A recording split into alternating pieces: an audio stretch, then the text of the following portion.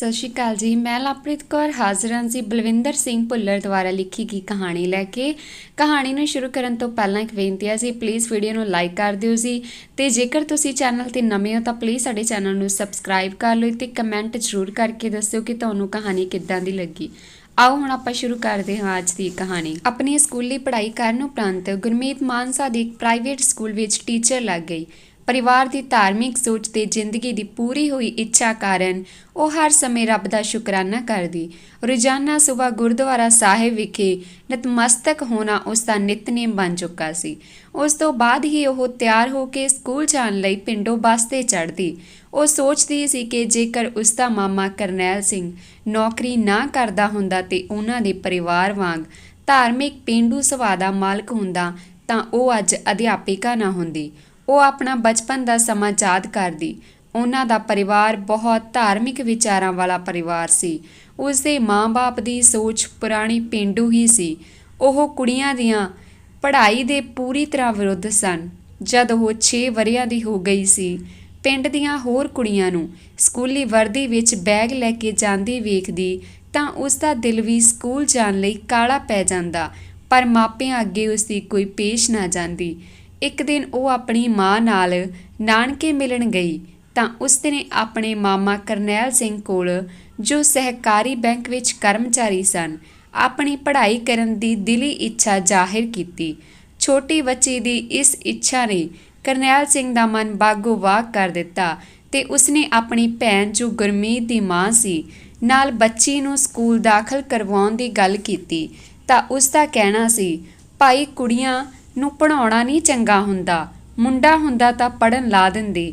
ਕਰਨੈਲ ਨੇ ਗੁਰ ਇਤਿਹਾਸ ਦੇ ਵੇਰਵੇ ਦੇ ਕੇ ਕੁੜੀਆਂ ਦੇ ਬਰਾਬਰ ਦੇ ਹੱਕਾਂ ਬਾਰੇ ਤੇ ਪੜ੍ਹੀਆਂ ਲਿਖੀਆਂ ਔਰਤਾਂ ਦੀਆਂ ਉੱਚ ਪਦਵੀਆਂ ਤੱਕ ਪਹੁੰਚਣ ਦੀਆਂ ਉਦਾਹਰਨਾਂ ਦੇ ਕੇ ਗੁਰਮੀਤ ਦੀ ਮਾਂ ਨੂੰ ਬਹੁਤ ਸਮਝਾਇਆ। ਆਖਿਰ ਉਹ ਇਹ ਕਹਿੰਦਿਆਂ ਕਰਨੈਲ ਸਿੰਘ ਨਾਲ ਸਹਿਮਤ ਹੋ ਗਈ ਕਿ ਭਰਾਵਾ ਮੈਂ ਤਾਂ ਕੁਝ ਨਹੀਂ ਕਹਿੰਦੀ, ਇਹਦੇ ਪਿਓ ਨੂੰ ਪੁੱਛ ਲਓ ਜੇ ਉਹ ਮੰਨ ਜਾਵੇ। ਦੂਜੇ ਦਿਨ ਕਰਨੈਲ ਨੇ ਬੈਂਕ ਤੋਂ ਛੁੱਟੀ ਲੈ ਲਈ ਤੇ ਖੁਦ ਆਪਣੀ ਭੈਣ ਤੇ ਗੁਰਮੀਤ ਨੂੰ ਛੱਡਣ ਲਈ ਉਹਨਾਂ ਦੇ ਪਿੰਡ ਜੋਗਾ ਪਹੁੰਚ ਗਿਆ। ਚਾਹ ਪਾਣੀ ਪੀਣ ਉਪਰੰਤ ਕਰਨੈਲ ਨੇ ਆਪਣੇ ਭਣੋਈਏ ਕਰਮ ਸਿੰਘ ਨਾਲ ਗੁਰਮੀਤ ਨੂੰ ਪੜ੍ਹਾਉਣ ਦੀ ਗੱਲ ਤੋਰੀ ਤਾਂ ਉਸਨੇ ਕੋਰਾ ਜਵਾਬ ਦੇ ਦਿੱਤਾ ਕਿ ਕੁੜੀ ਦਾ ਸਕੂਲ ਭੇਜਣ ਦਾ ਸਵਾਲ ਹੀ ਪੈਦਾ ਨਹੀਂ ਹੁੰਦਾ। ਕਰਨੈਲ ਨੇ ਬਥੇਰੀਆਂ ਉਦਾਹਰਨਾਂ ਦਿੱਤੀਆਂ, ਗੁਰੂ ਸਾਹਿਬਾਨਾਂ ਵੱਲੋਂ ਉਚਾਰੇ ਸਲੋਕ ਸੁਣਾਏ, ਪਰ ਉਹ ਕਿਸੇ ਵੀ ਤਰ੍ਹਾਂ ਸਹਿਮਤ ਨਾ ਹੋਇਆ। ਤਾਂ ਕਰਨੈਲ ਨੇ ਆਖਿਰ ਯਤਨ ਵਜੋਂ ਕਿਹਾ ਕਿ ਜੇਕਰ ਤੁਹਾਨੂੰ ਕੁੜੀ ਦੀ ਪੜ੍ਹਾਈ ਤੋਂ ਨਫ਼ਰਤ ਹੈ ਤਾਂ ਗੁਰਮੀਤ ਨੂੰ ਮੈਂ ਆਪਣੇ ਨਾਲ ਲੈ ਜਾਂਦਾ ਹਾਂ, ਮੈਂ ਪੜ੍ਹਾ ਲਵਾਂਗਾ, ਮੇਰੀ ਕਿਹੜਾ ਕੁਛ ਲੱਗਦੀ ਨਹੀਂ। ਮਾਮੇ ਦੀ ਬੇਵਸੀ ਨੂੰ ਦੇਖਦਿਆਂ ਉਸ ਦਾ ਹੌਸਲਾ ਵਧਾਉਣ ਲਈ ਗੁਰਮੀਤ ਨੇ ਵੀ ਰੋਣਾ ਸ਼ੁਰੂ ਕਰ ਦਿੱਤਾ ਸੀ ਕਿ ਮੈਂ ਤਾਂ ਪੜ੍ਹਨ ਲੱਗਣਾ ਹਾਂ, ਜੇ ਤੁਸੀਂ ਨਹੀਂ ਪੜ੍ਹਨ ਲਾਉਣਾ ਤਾਂ ਮੈਨੂੰ ਮਾਮੇ ਨਾਲ ਭੇਜ ਦਿਓ। ਹੁਣ ਮਾਂ ਦੀ ਮਮਤਾ ਵੀ ਪਿਘਲ ਗਈ ਤੇ ਉਸਨੇ ਵੀ ਕਰਨੈਲ ਦੇ ਸੁਝਾਅ ਵਿੱਚ ਹੰਗੂਰਾ ਜਿਹਾ ਭਰ ਦਿੱਤਾ। ਧੀ ਪਤਨੀ ਤੇ ਸਾਲੇ ਦੀ ਸਾਂਝੀ ਵਾਲਤਾ ਨੇ ਉਸ ਦੇ ਬਾਪ ਨੂੰ ਵੀ ਕੁਝ ਨਰਮ ਕਰ ਦਿੱਤਾ ਤੇ ਉਹ ਕੁੜੀ ਨੂੰ ਸਕੂਲ ਦਾਖਲ ਕਰਵਾਉਣ ਲਈ ਸਹਿਮਤ ਹੋ ਗਿਆ ਸੀ। ਕਰਨੈਲ ਸਿੰਘ ਅਜਿਹੇ ਮੌਕੇ ਨੂੰ ਖੁਜਾਉਣਾ ਨਹੀਂ ਚਾਹੁੰਦਾ ਸੀ। ਉਹ ਉਸੇ ਸਮੇਂ ਉਸ ਨੂੰ ਲੈ ਕੇ ਪਿੰਡ ਦੇ ਸਕੂਲ ਪੁੱਜ ਗਿਆ ਤੇ ਉਸ ਦਾ ਦਾਖਲਾ ਭਰ ਦਿੱਤਾ ਸੀ। ਉਹ ਆਪਣੀਆਂ ਸਹੇਲੀਆਂ ਨਾਲ ਖੁਸ਼ੀ-ਖੁਸ਼ੀ ਸਕੂਲ ਜਾਂਦੀ ਤੇ ਪੜ੍ਹਾਈ ਵਿੱਚ ਵੀ ਬਹੁਤ ਹੁਸ਼ਿਆਰ ਹੋਣ ਕਰਕੇ ਅਧਿਆਪਕ ਵੀ ਉਸ ਨੂੰ ਬਹੁਤ ਪਿਆਰ ਕਰਦੇ ਸਨ। ਅੱਜ ਵੀ ਉਹ ਪੜ੍ਹਾਈ ਤੇ ਸਰਵਿਸ ਦੇ ਯੋਗ ਬਣਾਉਣ ਦਾ ਸਿਹਰਾ ਆਪਣੇ ਮਾਮਾ ਕਰਨੈਲ ਸਿੰਘ ਸਿਰ ਬੰਨ੍ਹਦੀ ਹੈ।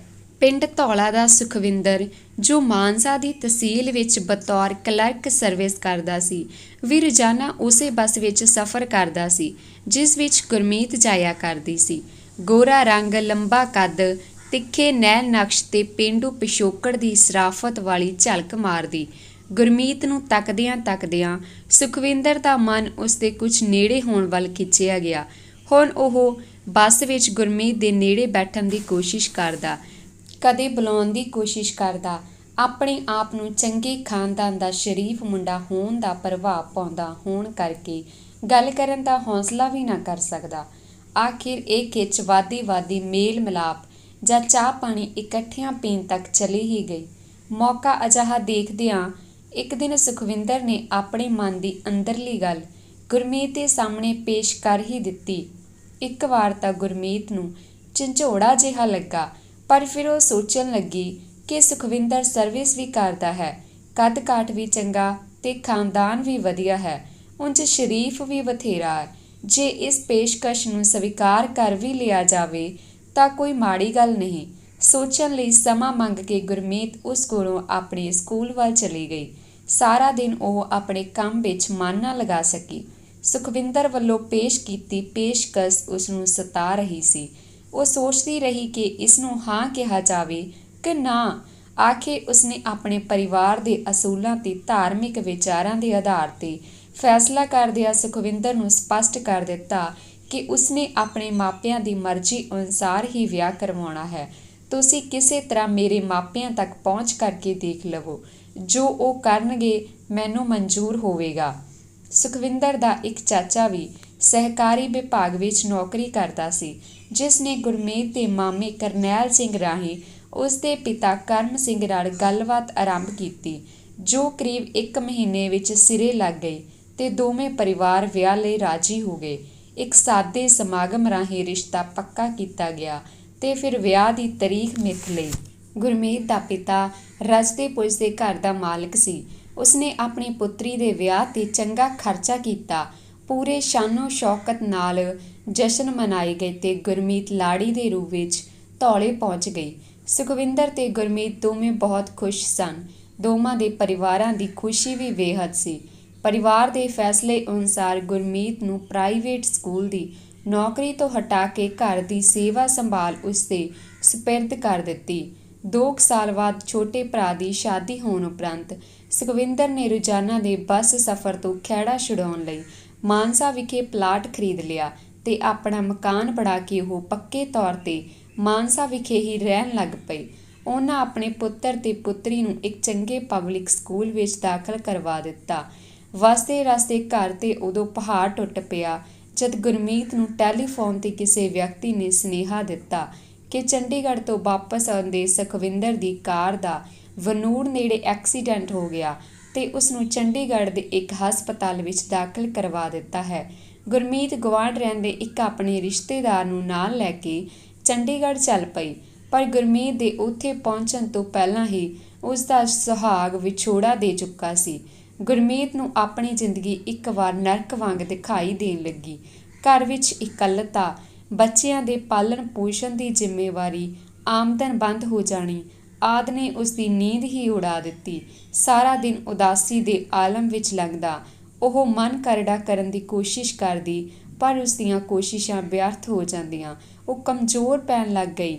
ਰੋਜ਼ਾਨਾ ਵਾਂਗ ਇੱਕ ਦਿਨ ਜਦ ਉਹ ਸੁਬਾਹ ਗੁਰਦੁਆਰਾ ਸਾਹਿਬ ਵਿਖੇ ਨਤਮਸਤਕ ਹੋਣ ਗਈ ਤਾਂ ਗ੍ਰੰਥੀ ਸਿੰਘ ਕਥਾ ਕਰ ਰਹੇ ਸਨ, ਜੋ ਕਹਿ ਰਹੇ ਸਨ ਕਿ ਖੁਸ਼ੀਆਂ ਤੇ ਮੁਸੀਬਤਾਂ ਇਨਸਾਨ ਦੇ ਜਨਮ ਦੇ ਨਾਲ ਹੀ ਜਨਮ ਲੈਂਦੀਆਂ ਹਨ। ਮੁਸੀਬਤ ਪੈਣ ਤੇ ਚਿੰਤਾ ਨਹੀਂ ਕਰਨੀ ਚਾਹੀਦੀ। ਇਹ ਚਿੰਤਾ ਸਰੀਰ ਨੂੰ ਖਾ ਜਾਂਦੀ ਹੈ। ਸਗੋਂ ਹੌਸਲੇ ਤੇ ਦਲੇਰੀ ਨਾਲ ਮੁਸੀਬਤ ਦਾ ਟਾਕਰਾ ਕਰਨਾ ਚਾਹੀਦਾ ਹੈ। ਹੌਸਲੇ ਵਾਲਾ ਇਨਸਾਨ ਮੁਸੀਬਤ ਨੂੰ ਦਬਾ ਲੈਂਦਾ ਹੈ ਅਤੇ ਉਸ ਦਾ ਜੀਵਨ ਫਿਰ ਅਸਲੀ ਰਾਹ ਤੁਰਨ ਲੱਗ ਜਾਂਦਾ ਹੈ। ਗੁਰਮੀਤ ਨੂੰ ਇਹਨਾਂ ਸ਼ਬਦਾਂ ਨੇ ਧੁਰ ਅੰਦਰ ਤੱਕ ਟੁੰਬਿਆ ਤੇ ਉਹ ਦਲੇਰੀ ਤੇ ਹੌਸਲਾ ਲੈ ਕੇ ਘਰ ਆਈ। ਉਸਨੇ ਦ੍ਰਿੜਤਾ ਭਰਪੂਰ ਫੈਸਲਾ ਲਿਆ ਕਿ ਉਹ ਆਪਣੇ ਜੀਵਨ ਨੂੰ ਮੁੜ ਸਹੀ ਰਸਤੇ ਤੇ ਲਿਆ ਕੇ ਆਪਣੇ ਬੱਚਿਆਂ ਦਾ ਚੰਗਾ ਪਾਲਣ ਪੋਸ਼ਣ ਕਰੇਗੀ ਤੇ ਘਰ ਦੇ ਗੁਜ਼ਾਰੇ ਲਈ ਨੌਕਰੀ ਕਰਨ ਤੋਂ ਗੁਰੇਜ਼ ਨਹੀਂ ਕਰੇਗੀ।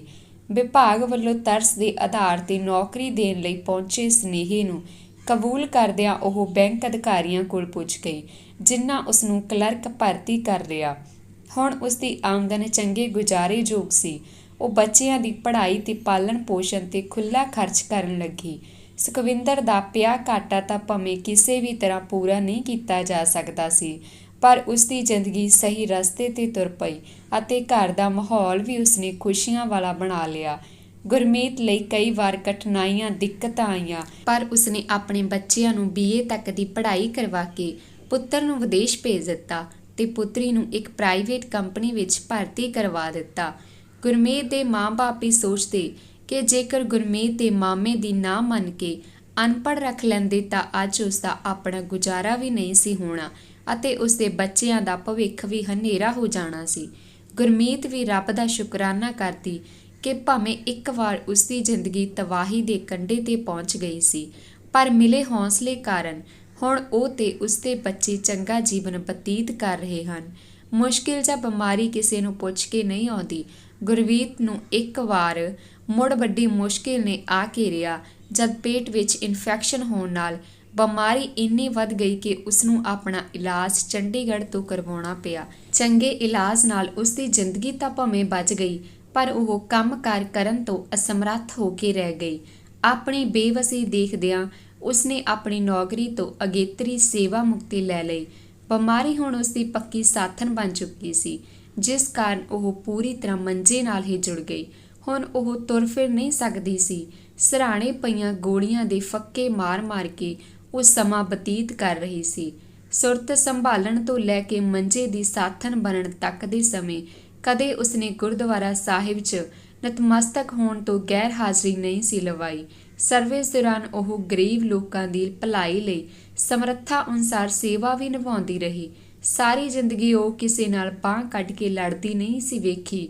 ਨਿੰਦਾ ਚੁਗਲੀ ਕਰਨਾ ਤਾਂ ਸ਼ਾਇਦ ਉਹਦੇ ਸੁਭਾਅ ਦਾ ਹਿੱਸਾ ਹੀ ਨਹੀਂ ਸੀ। ਫਿਰ ਵੀ ਉਹ ਬੇਹੱਦ ਤਕਲੀਫ ਨਾਲ ਜੂਝ ਰਹੀ ਸੀ, ਪਰ ਰੱਬ ਦਾ ਸ਼ੁਕਰਾਨਾ ਕਰਨਾ ਨਹੀਂ ਸੀ ਭੁੱਲਦੀ। ਹੁਣ ਉਸਨੇ ਆਪਣਾ ਨਿਤਨੇਮ ਜਾਰੀ ਰੱਖਣ ਲਈ ਵੀਲ ਚੇਅਰ ਮੰਗਵਾ ਲਈ ਸੀ, ਜਿਸ ਤੇ ਬਿਠਾ ਕੇ ਉਸਦਾ ਪੁੱਤਰ, ਜੋ ਮਾਂ ਨੂੰ ਹੀ ਰੱਬ ਸਮਝਦਾ ਹੋਇਆ, ਆਪਣਾ ਵਿਦੇਸ਼ ਦਾ ਕਾਰੋਬਾਰ ਛੱਡ ਕੇ ਮਾਂ ਦੀ ਸੇਵਾ ਸੰਭਾਲ ਲਈ ਮਾਨਸਾ ਪਰਤ ਆਇਆ ਸੀ। ਉਸਦੀ ਗੁਰਦੁਆਰਾ ਸਾਹਿਬ ਹਾਜ਼ਰੀ ਲਵਾ ਕੇ ਲਿਆਉਂਦਾ। 2 ਮਹੀਨਿਆਂ ਬਾਅਦ ਜਦੋਂ ਉਹ ਬੈਠਣ ਤੋਂ ਵੀ ਅਸਮਰੱਥ ਹੋ ਗਈ ਤਾਂ ਉਸਦੇ ਮੰਜੇ ਦੇ ਪਹੀਏ ਲਵਾ ਕੇ ਨੇਕ ਪੁੱਤਰ ਨੇ ਮਾਂ ਦੀ ਗੁਰਦੁਆਰਾ ਸਾਹਿਬ ਦੀ ਹਾਜ਼ਰੀ ਨਿਰਵਿਘਨ ਜਾਰੀ ਰੱਖੀ। ਉਹ ਗੁਰੂ ਘਰ ਜਾ ਕੇ ਵੀ ਇਹੋ ਕਹਿੰਦੀ ਕਿ ਰੱਬਾ, ਮੈਂ ਜ਼ਿੰਦਗੀ ਭਰ ਤੇਰਾ ਸਹਾਰਾ ਲਿਆ, ਕਿਸੇ ਦਾ ਬੁਰਾ ਨਹੀਂ ਕੀਤਾ, ਗਰੀਬ ਗੁਰਬੇ ਦੀ ਮਦਦ ਕੀਤੀ, ਫਿਰ ਮੈਨੂੰ ਇਹ ਸਜ਼ਾ ਕਿਹੜੇ ਦੋਸ਼ ਦੀ ਦਿੱਤੀ ਜਾ ਰਹੀ ਆ।